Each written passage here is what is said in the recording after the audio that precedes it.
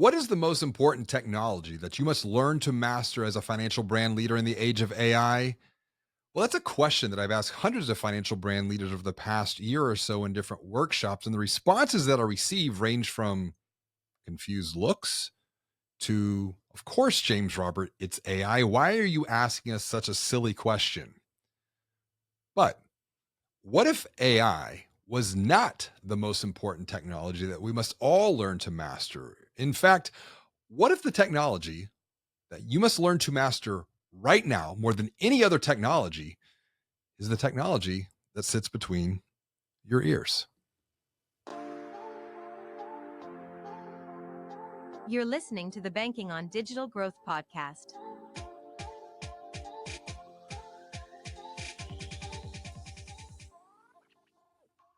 Welcome back to the Banking on Digital Growth podcast. I'm James Robert Lay, founder and CEO of the Digital Growth Institute, where we make it easy for growth-minded marketing, sales, and leadership teams at financial brands to uncover their biggest buying journey blind spots that are costing them millions in loans and deposits. On today's episode of the podcast, which is part of the Practical Perspective series, and joining me for another conversation is Jennifer Beeston. Jennifer is the #1 VA mortgage lender in America, as well as the author of the new book, Brain Hacked: How Big Tech Trains Your Brain to Spend, and How You Can Fight Back. Now, Jennifer and I had a great conversation going all the way back to episode 117, which was published around 3 years ago. And today, I look forward to diving deep into her new book and how you, as a financial brand leader, can help your account holders master their minds, mastering your mind as well, but master their minds in the age of AI through coaching, through community, through content, through curriculum, so that you can guide them beyond financial stress towards an even bigger, better, and brighter future. Welcome to the show, Jennifer. It is always good to have you back. Thank you. I'm happy to be back today. And we're going to be talking your new book, Brain Hacked. Yes. I'm super fascinated with this. Subtitle is How Big Tech Trains Your Brain to Spend and How to Fight Back. Why write the book, and why now, Jennifer? Because this is such an interesting topic to me.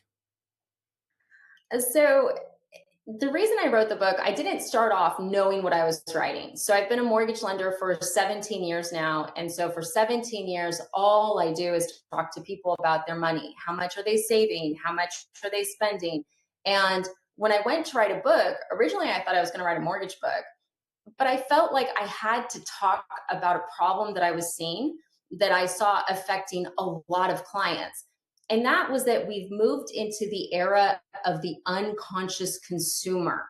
So this book is really about how technology is changing the way we spend, but it also does talk about how social media and technology is changing the way we think. So it was something that I had seen happening on the client side, on the social media side, and I was like, I'm going to get this out there. And if it helps one person, I will feel so much better about all of this.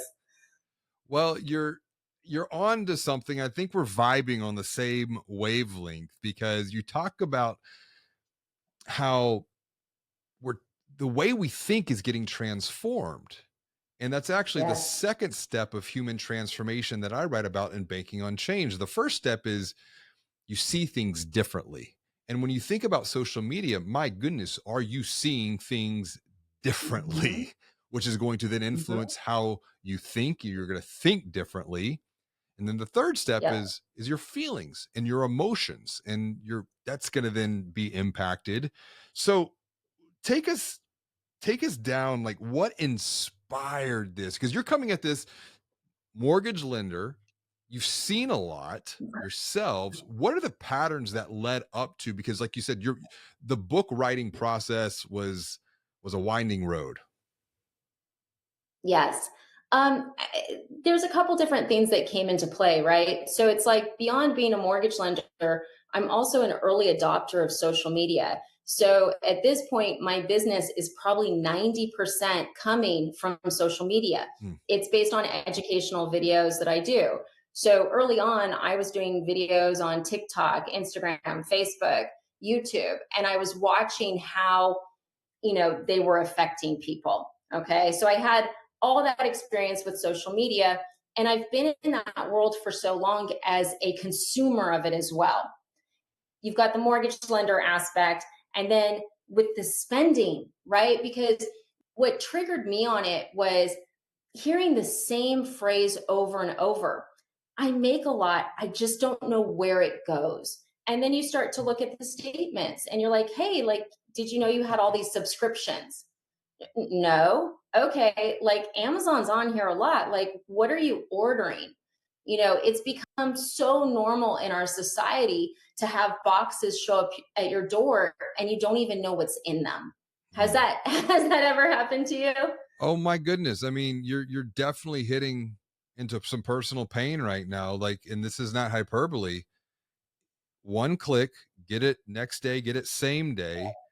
And I Yes. kind of joke whenever I go out and I do keynotes and we talk about the transformation of human behavior being influenced by technology, because now Amazon, as of 2024, July, the period of recording, just turned 30, because Amazon was started July 5th, 1994, which was the same year. 1994 is the year that the internet reached the mass consciousness of humanity.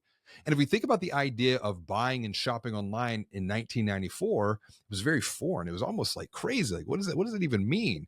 And now here we are, my wife with 4 kids. We joke, it feels like she runs shipping and receiving. And if something has to be returned, well, I'm the one who's having to go drop it off at Kohl's and ship it back. And then you go into Kohl's and they give you the 30% off your. So it's almost like you're just being constantly bombarded to buy, consume, buy, consume. Reminds me of Mhm. the old movie They Live, where the guy would walk around with the glasses and he could see all of the messages behind what was really being communicated with the advertising, which was buy, consume, buy, consume. And that's 100% what's happening, and that's what people really need to realize about all of this is, everyone goes, oh, it's such a great way to shop. Of course, it's designed that way. It's designed to be frictionless. When you first had internet shopping come out, you'd have to get out your wallet, you'd have to type it in. Now, literally, we are in the world of click, click, buy. So you're not having to take, if you go to a shop, right, you got to get in the car. You have to drive to the shop. You have to walk around. You have to find what you want. If it's closed, you're going to try it on.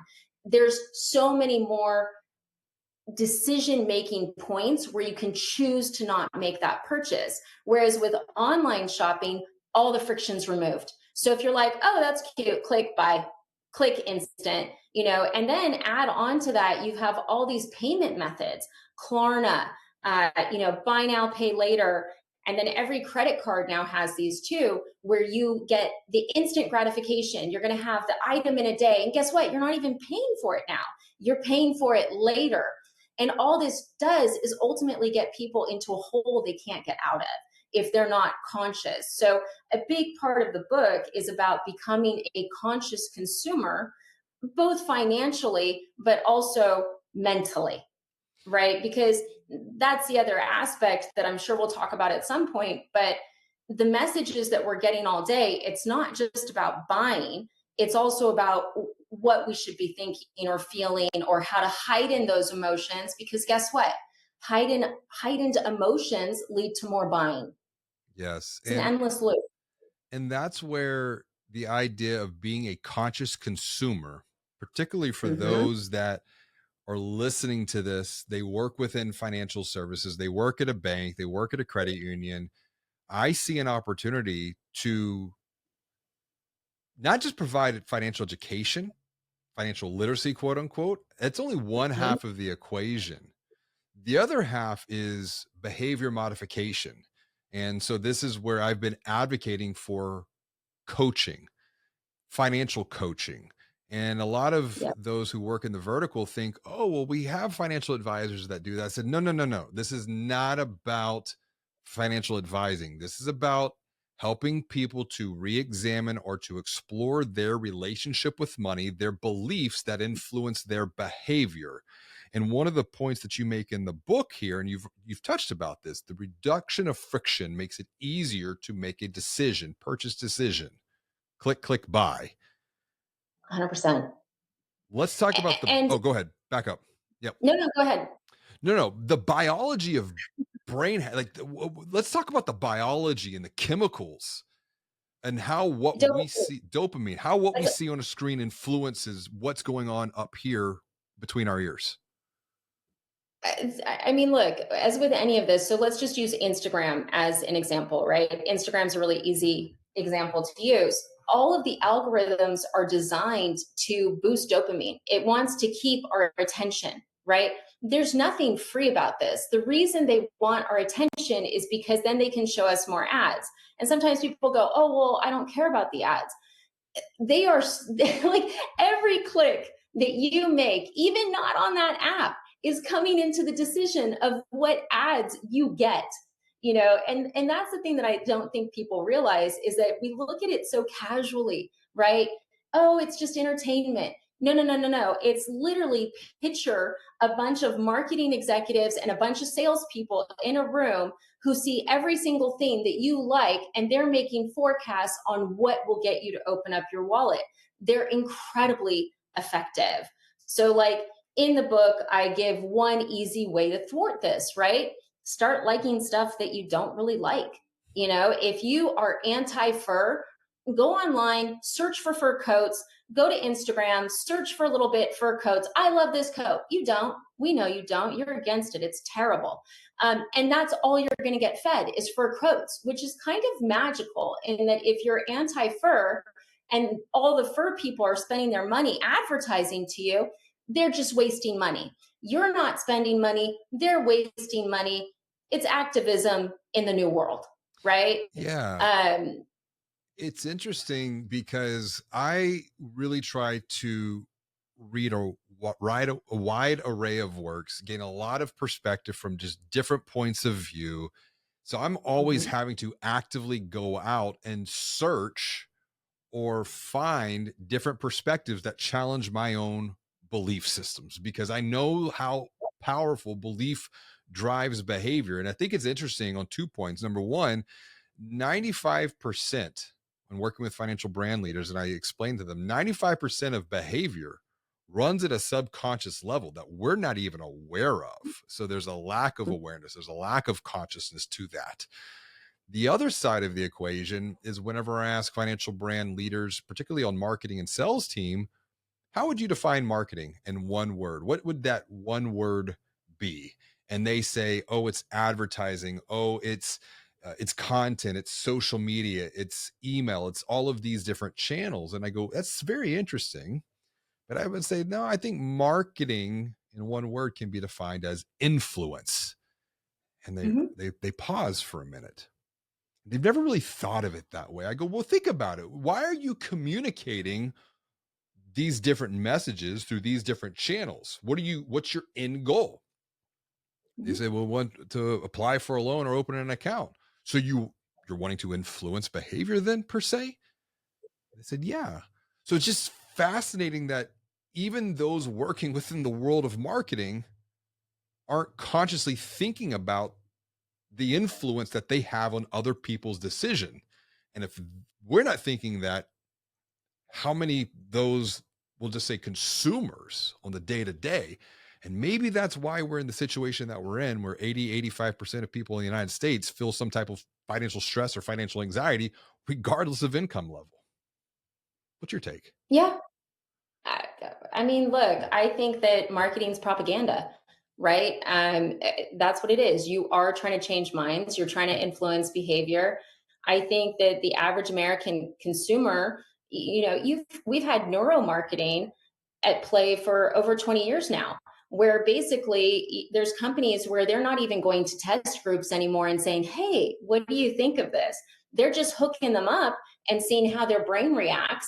And the marketing's being done based on the reaction in your brain, totally going to that subconscious level.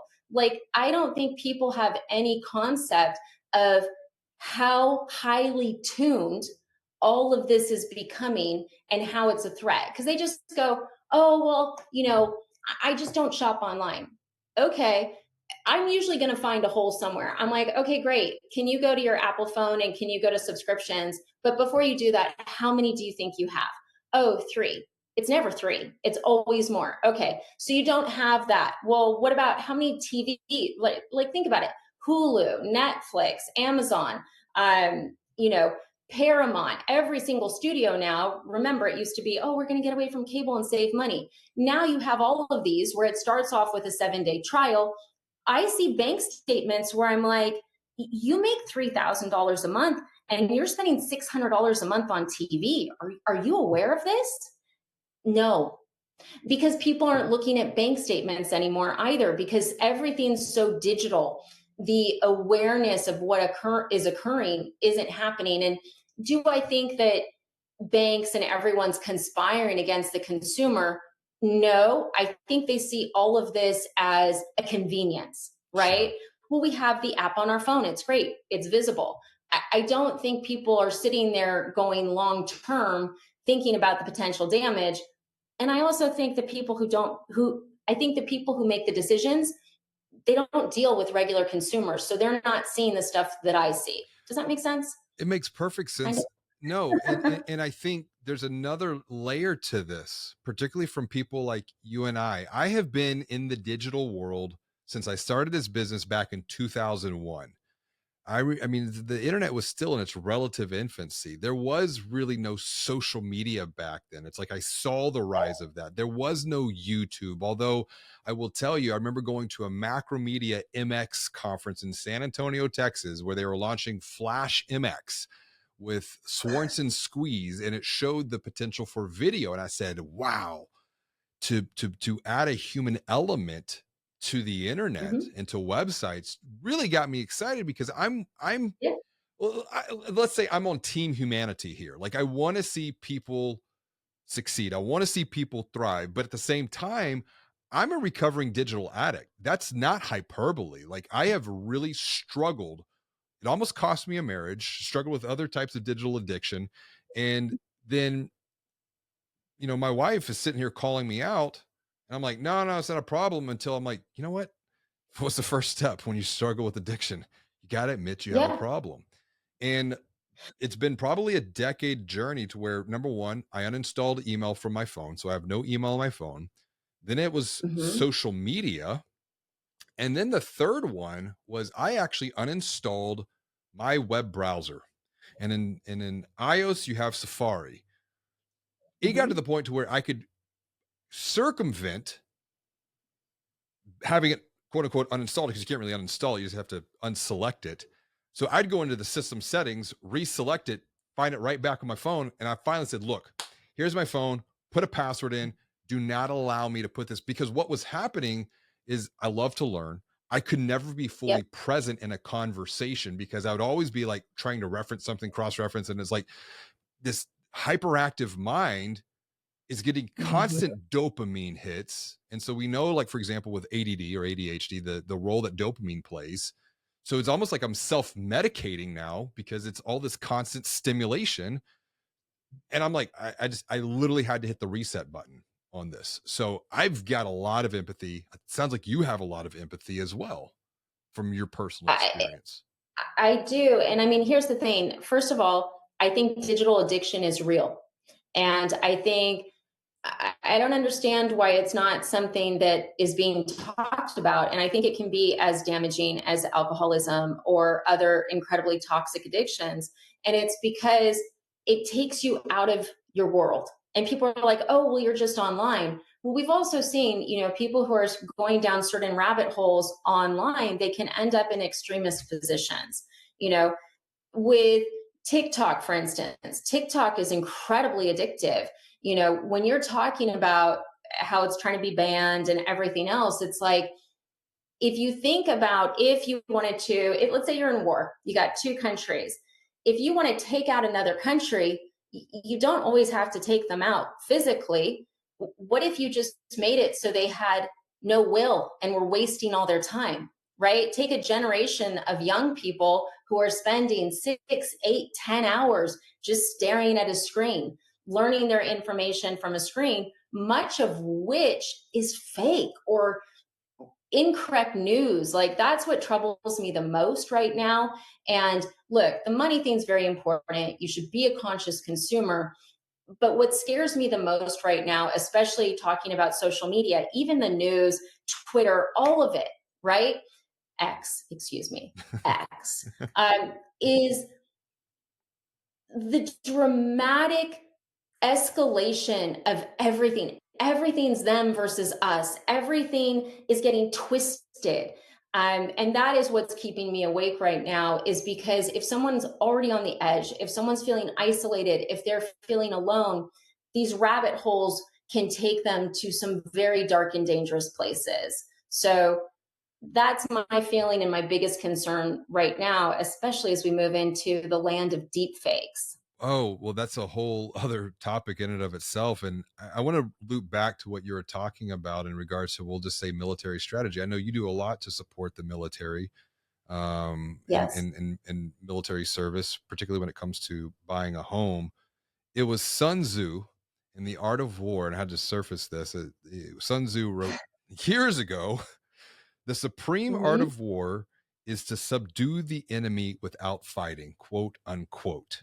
And Yeah. you're 100% correct with that. And let's come back to disconnecting to reconnect, because reality is shaped by perception. And I could go down some rabbit holes and talk theory and philosophy with you on this. We're going to save that for another day. But what's I can this? give you a great example. Yeah. How about this example? Okay, so after COVID, because we used to be like, we would spend a lot of time in New York, a good amount in California. Now we're Florida, but everything I was reading about New York was like, it's dangerous. Everything I saw online was, trash can fires, riots. It looked so scary. And finally, my husband got me to go back. And I went around Washington Square Park. And if you've been to New York, it's a pretty famous park. Mhm. None of that was true. None of it was true. There were still people, all different colors, all different ages, all different economical backgrounds, all in the park having a great day. There were no riots. There was no us versus them. And I think you have to go out and go see the real world, because if you look at the world based on what you see online, it's a horrible place. And the reason it's a horrible place is because, like, look, most news sites are making money based on how many clicks they get right now, right? Or how many subscriptions. And guess what? People click on bad news. People don't click on good news. So it creates a world of just fear and hate, which is a tragedy, I think.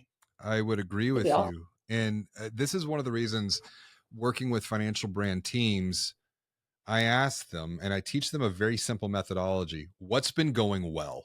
If you can start every Mhm. meeting, every conversation by just, what's been a win for you? What are you excited about? What have you learned? What are you looking forward to?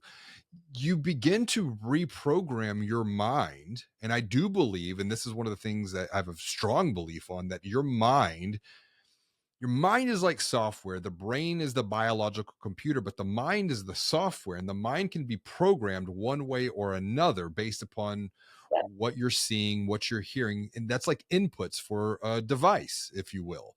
So if we want to be mindful of the mind, what are we consuming? It's like, who's on your team? Yeah. How are you investing your time? What are you spending your energy on? Because energy is finite. What are you paying attention to? And because how you invest your time, T, how you spend your energy, the E, the what are you paying attention to, the A, and team, all of that's going to impact the money. It's your relationship with money right there. And so time, energy, attention, what do we do? Because if we come back to your book, you have in chapter 10, choosing the world of the future. I don't want to get so dark and Yeah. dystopian. Let's come back up. Let's give people some help, and let's give them some hope for some specific steps that they can take for themselves, for their peers, for their Yeah. family even. So here's the thing. So wherever there's darkness or bad, there's always the ability to do good and bring light, right? So if I see really horrible news articles, I don't click on them. Yeah. Like, do I really need to know how a kid drowned 7 states over? I don't, right? Or, with the election stuff, before we got on this call, I was just doing a quick news scan to see what was actually real news. And literally, one of the top stories was XYZ addresses a rumor. How is that news?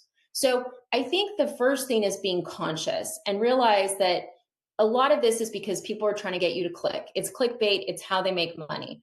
Secondly, I think, especially through this election, I would argue stay away from all of it. If you want to educate yourself on a candidate, if you want to understand their policies, look up their policies, look up their voting history, look up factual stuff. Stay out of the mud, because no matter what side you favor, there's a lot of mud. Okay. So I would say be very mindful of what you're reading, whether it's accurate, and look for facts. Number one. Mm-hmm. Number two, social media can be used to enact change. And that's one of the amazing things about social media, is that you'll see groups where, like, they'll decide something's wrong, and the Me Too movement was a great example of that. And, there's been multiple things where big change has happened because of social media. So if you have something that you think is wrong in the world, right? Social media can be a great way to bring light. That's something I do with my business. Like, there's stuff in the mortgage industry that I think is really wrong. And so I've used my social media over the years to bring it to light and say, hey, this is a problem. This is what's going on. This is what you, the buyer, need to be aware of. Here's the red flags. And by doing so, I've been able to help people, whether they work with me or not, they've gotten information that's improved their life. And I think that if we all thought about social media as, what can I contribute to make the world better? Or if you're trying to learn something specific, like I had a client who learned to do coding from YouTube. He became a coder, like that's his job. He learned it from YouTube. Great. But I think that you need to be mindful about, consuming junk food, right? That's what it is. The high dopamine stuff, the emotional stuff, they're doing that for dopamine. So stay away from the junk, be focused, enact social change, make the world a better place. Easy, right? No, and I can get behind that. And our first ethos for exponential growth here is to be the light. That drives, that's our value system. And coming back to the point of news, I had to pull this up because I remember writing about this in Banking on Change. And when we're doing research, 90% of news stories from American news outlets are negative, compared to international sources. 50 to 60% of those sources are trending more negative internationally. So you're 100% right with that. And I think back, for me personally, I read The 4-Hour Work Week by Tim Ferriss all the way back in 2004. And I remember one of the key takeaways that I applied to my own life back then was turn off the news. Don't read. If it's news, it's going to find you. In fact, I had no idea that we had a hurricane coming towards Houston until like the day or two before. And it was one of those, like, okay, it's news. It's going to, and it really, news is always going to find you. But on the other side of the equation, the idea of using social media for good, giving more than you get. One of the lessons I've learned from Joe Polish over the years, who wrote the great book called What's in It for Them, is his philosophy is life gives to the giver and takes from the taker. And so we can continuously give your knowledge, your experience. And I think now, once again, you touched on deep fakes. As we move further into the age of AI, I have a hypothesis that the pendulum is going to start swinging back towards people. And Yes. people are going to want to connect even more to people. And your perspective, Jennifer, my perspective, it's all experience. And I think the more that we can learn to unlock and capture and share that experience and expertise being used synonymously here, that's how we make the world an even better place.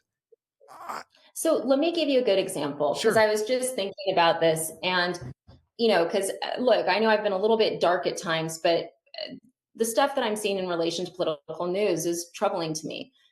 Recently, the company I work for, Guaranteed Rate, I had gone to our CEO and said, "Hey, like, can we raise some money for veterans? I would really love to do that. Is this something you get behind?" And our CEO was like, "Yeah, like within minutes, absolutely." So we did a 2-to-1 match up to $500,000, hit the goal within 3 days, and ended up doing a 2-1 match up to $1 million. We raised the bulk of the money on social media. So it was loan officers from around the country, doing videos about, hey, this is what the Blinded Veterans Association does. This is what Operation Homefront does. We were bringing awareness to these amazing organizations that really benefit people. We had a fun thing where we were breaking the bank just to keep it interesting for social, but 90% of that fundraising was done on social media. Mm. So there's a huge power to social media that can be positive. The problem is people view it as entertainment. And if you think it's entertainment and you don't realize that there is, like, Instagram exists so that you'll buy stuff. That's how they make their money, right? Yeah. Facebook, TikTok's a different story. TikTok exists. Look, I know I have people be like, she's a conspiracy theorist. No, I think it exists definitely to the videos that I did on TikTok that did the best were the ones that would divide the country. Yeah. That's where I'll leave that, right? All these other platforms make money by selling you stuff. Mm-hmm. So to think that you're not going to fall prey to it, they wouldn't be as successful as they are. Listen, I'm going to go out on a limb and I'm going to ask you a very personal question. And if you don't Oh, want to Lord. answer it, you don't have to answer it. You know what? I'm going to go first. Because Okay. and I could be completely wrong. Okay. I don't think we're as divided as we're led to believe that we're divided. I think if we get off and we start having real conversation, real dialogue, real discourse without the algorithm, I think there's a lot more common ground than what we're led to believe. I could be wrong with that. 100%. No, 100%. Because here's the thing, like, I talk to people across the country every single day. Like, I'm licensed in 48 states. I'm talking to hundreds of buyers every single month. And look, America has not changed that much. People want freedom. They want to have a nice life. They want to, if they have children, they want to protect them and take care of them. We're not all so different. But the problem with social media is that if you have someone who's on the fringe, or maybe they're in a lonely spot, the way the videos work to keep that dopamine heightened, they have to get more and more intense. And if you show a great divide, it's more clickable. So it's like, I feel like our country is being put into a place where there's this perception of division, which definitely, if someone's not super mentally healthy, they can really fall prey to this. And it's just for freaking ads. And it disgusts me. It's like we're yeah, it's for ads. It's all for ads. Everything is for ads. Click, click, get that money from the advertiser. It's horrible. No, I feel you. And as we start to wrap up here, I appreciate you just for being a good human being. Number one, I appreciate what you do Yeah. for the military, and specifically helping them with the home buying journey, the home buying process. But thanks for writing this book, Brain Hacked. If Thank you. if someone, because it really is about helping people understand how to master their mind. The most important technology that one can master in the age of AI, I believe, is to master their mind. Because when you master your mind, that's where you can take control, you can take agency back, Yes. in your life. And even on your website, brainhack.com, under the resources, you have the money journal. Keep track of your spending. It's about creating consciousness into spending buying behaviors for yourself. Why did you include that as a bonus resource there? Because I thought that it was really important for people to become conscious. And the way you become conscious with your consumption is by really tracking it. But beyond that, if you look at that worksheet, it's like, how did you feel when you ordered it? How did you feel when it came? What time did you order it? Because especially when it comes to online shopping, people have patterns. A lot of people, it's going to be they're tired after work. They're just looking for something to make them happy. And it's like doing a sheet like that, you can go, oh, shoot, I'm spending money between 7 p.m. and 9 p.m. And there's a simple fix: turn your phone off, right? That's the fix. You can save so much money just by turning off your phone. So, look, the book I wrote so that it's very easy to understand. It's just part of waking up. We talk about that as society a lot right now. Wake up, look at what's happening, look at what's going on. And that's what this book is. This book's saying, hey, we don't have to burn the internet to the ground. If you're awake and you're aware, you can harness this to make positive change. So let's do that, but be awake. That's the whole purpose. And there's an Audible where I can gently lull you to sleep. I like Bonus. that. I like that. Where can someone grab a copy of the book or the Audible so that you can lull them to sleep? I like the way you frame that. It's our best friend, Amazon, right? I mean, I know where America shops. Amazon, Barnes and Nobles. It's easily searchable. I never ran ads or anything else on it, James, because you'll love this. We ran one ad, okay? And I've been doing ads in my business for 10 years, so I know how to run ads. It was shut down within an hour. Only time I ever had an ad removed. Wow. Interesting, right? Super, super interesting. I guess you're a little too close to the target for that one.